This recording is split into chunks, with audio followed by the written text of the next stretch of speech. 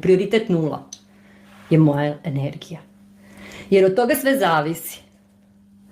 Od toga vam bukvalno sve zavisi. Kad ste u dobroj energiji, evo šta mi se desilo, juče ujutro šta mi se desilo, parkirala sam se u tržni centar. Mislim, ovo su važne stvari, razumijem da su vaša pitanja su jako važna, ali da vam objasnim kako ovo funkcioniše.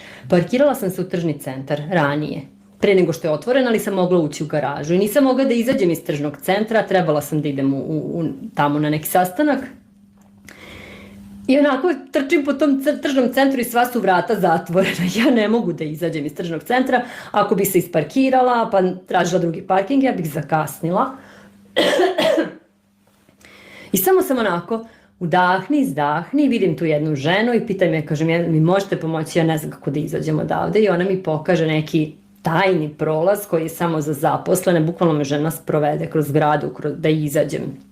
Znači nisam znala da postoji to stepenište uopšte.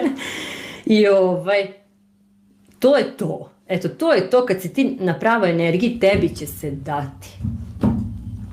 Ili kad se pojavi neka prilika, znači pojavi se neka šansa za posao, nešto. Znači ti kad si na pravoj energiji, ti ćeš to dobiti. Ako nisi, džaba tebi sve. I to je to što je važno nekako razumeti. Mislim, znam da to je potrebno nam nekako dokazi i sve više dokaza da bi poverovao naš um da to stvarno tako funkcioniše, ali sve je energija.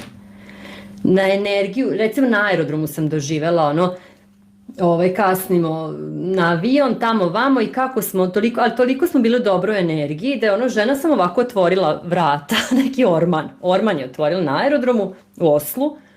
I kaže, dođite da platite, ovde imam kasu. Kao tajna kasa u Ormanu, negde, ne morate da čekate, 50 ljudi u redu.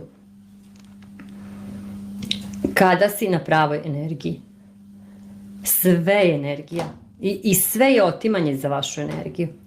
Sve, znači kad neko dođe kod vas na kafu da ispija kafu i baš mu je lepo s tobom, znači pije a tebi nije lepo s njim, onda ta osoba uzima energiju. Važna je razmena.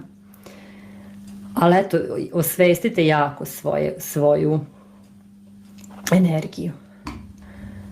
Jer je sve energija. To će vam otvoriti, mislim što ja znam reći, kao ne znam, mislim, jel, rat ili ne rat. Pa obići ćete. Znači, bukvalno ćete sve obići što nije dobro ako si u dobroj energiji.